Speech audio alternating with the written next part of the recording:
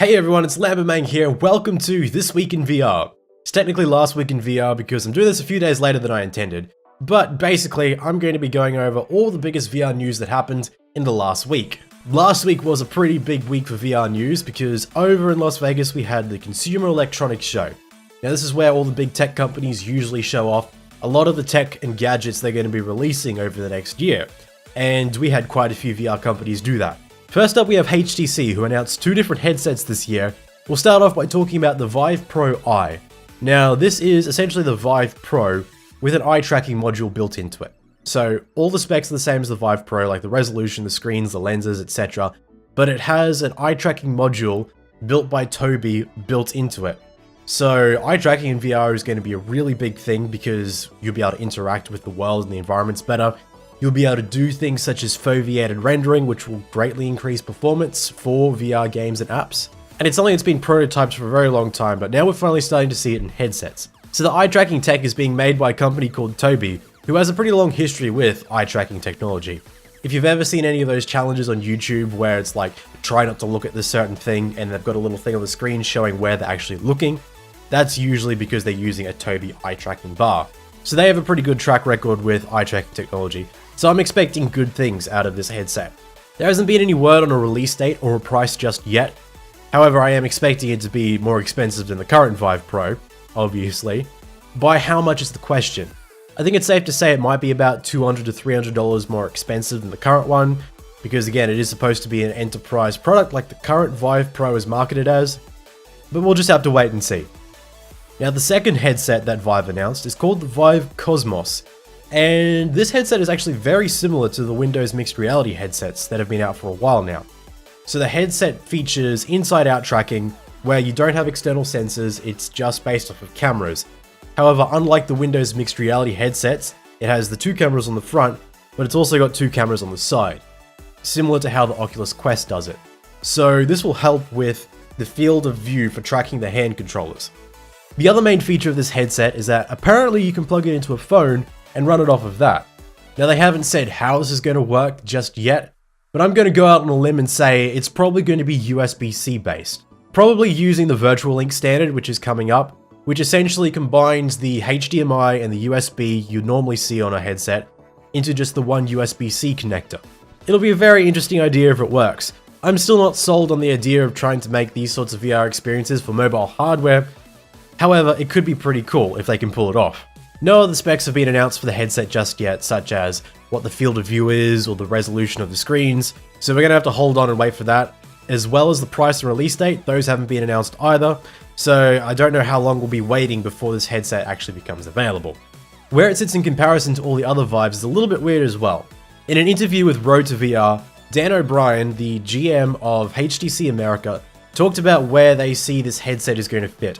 So their idea for the headset is that it's aimed at people who are new to VR that want an easy to use headset, one that you don't have to set up external sensors to use.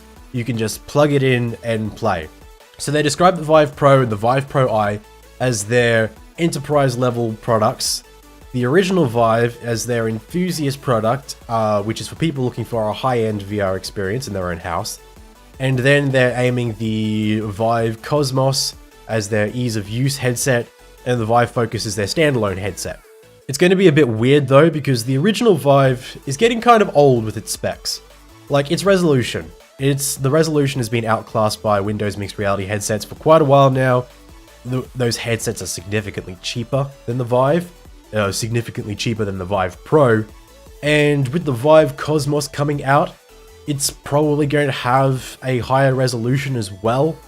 A lot higher than the Vive, so while it may be targeted as an ease of use headset, it's probably going to be better than the Vive, the original Vive, in quite a few different ways, aside from the tracking quality. So we really need an update to the original Vive. Something that just brings the resolution up to scratch, like up to what everything else is using now, because I mean, even the Oculus Go and the Oculus Quest have got better resolutions than the current Vive. So we need something like that.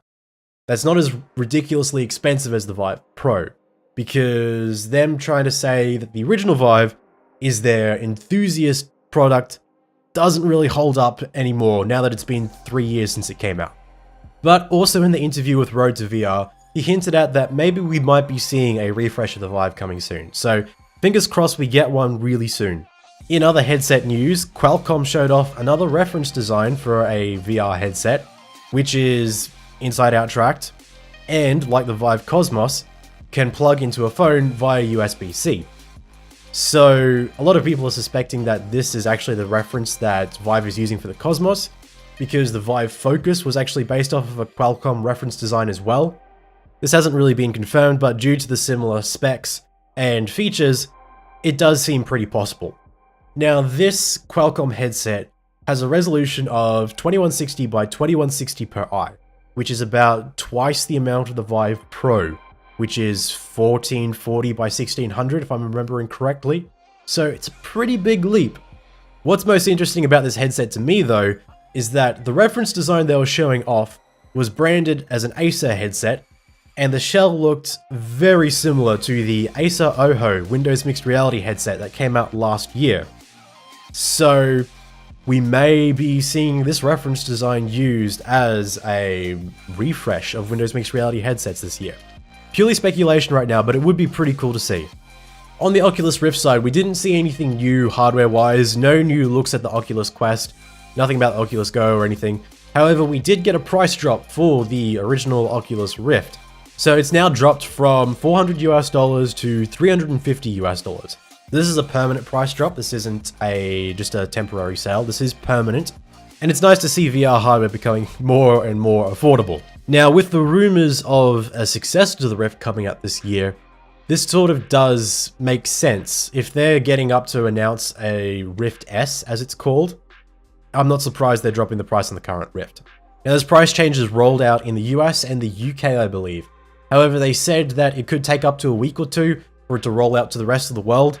So if you are looking at getting a Rift, I would hold off for another week or so, just to make sure you get the new price. In Rift-related news, DisplayLink, which is a company that makes wireless adapters for VR headsets, has shown off a reference design for a wireless adapter for the Oculus Rift. Now this company, their reference design was what was used for the HTC Vive wireless adapter, which has a pretty good track record, unless you're on AMD, but for me it's worked really, really well. So they've essentially taken the exact same technology and made it work for the Oculus Rift. I've been a massive fan of the Vive wireless adapter. It's worked really flawlessly for me, and it's so much better being able to play without a cable. So I have high hopes for this wireless adapter as well. However, it is just a reference design. They're not going to sell it directly to consumers. A different company will have to actually turn it into a consumer product. So whether Facebook does this themselves, or if someone else makes one, maybe Intel makes one on their own, yet to be seen. So I would really like to see this become a consumer product and not just be a reference design. And hopefully by the time it does become a consumer product, they've figured out the kinks with AMD processors. On the Pimax side of the fence, they showed off their new controllers that are going to be paired with their headsets, and they have very striking similarity to Valve's Knuckles controllers. So these controllers come in two different options. You can get one with a trackpad and one with a thumbstick. Now I really like that they're doing this because there are people who prefer the trackpad and there are people that prefer the thumbstick. Personally, I'm a fan of thumbsticks, however I do like how Windows Mixed Reality and the Knuckles controllers both have thumbsticks and touchpads. Where this controller is most similar to the Knuckles controller is with its hand strap. So it has a strap that goes around your hand so you can let go of the controller without actually dropping it. This is really handy if you're doing like a lot of grabbing mechanics in a game. It does add to the immersion, being able to let go and physically grab. Where this controller is different to the Knuckles though, is that it doesn't have the finger proximity sensing that the Knuckles has. So it doesn't have like that cool finger tracking type stuff the Knuckles does. What it has instead is that it has a grip trigger, very similar to what's used on the Rift controllers. What it does have, that the Knuckles doesn't have though, is a rough release date. So they're saying that these should be coming out in April sometime. And because these are using SteamVR Lighthouse tracking, they should be interchangeable with Vive controllers. So if come April, we still don't have a release date for the Knuckles controllers, these could actually be a pretty good option for people looking for something a little bit more ergonomic for their Vives. Now, onto GPUs. Both Nvidia and AMD had cool new tech to show off this year. We'll start with Nvidia first. So Nvidia showed off the RTX 2060, which is part of the new 20 series. There's the 2080, 2070, now the 2060. So Nvidia is claiming that the 2060 is faster than the last generation's 1070 Ti. Now if this is true, that's going to be a really good boost for VR performance for someone looking to build a budget VR PC. The 2060 is basically Nvidia's budget enthusiast card. The card features the RTX ray tracing technology that the 2070 and the 2080 have. However, ray tracing isn't really used just yet. It's very early days, so it's not as important a feature.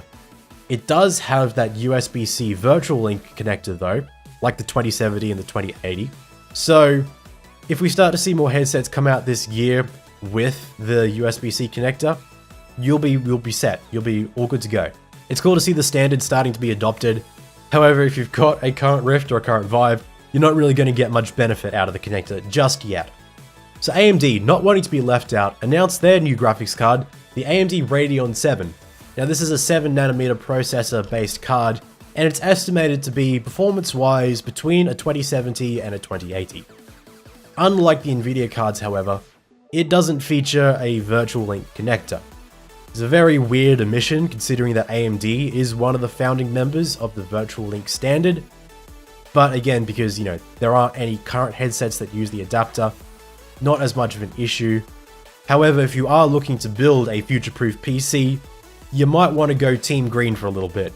The card also doesn't feature any of the ray tracing technologies, but again, ray tracing's still early days, doesn't work for VR, so you're not really missing anything.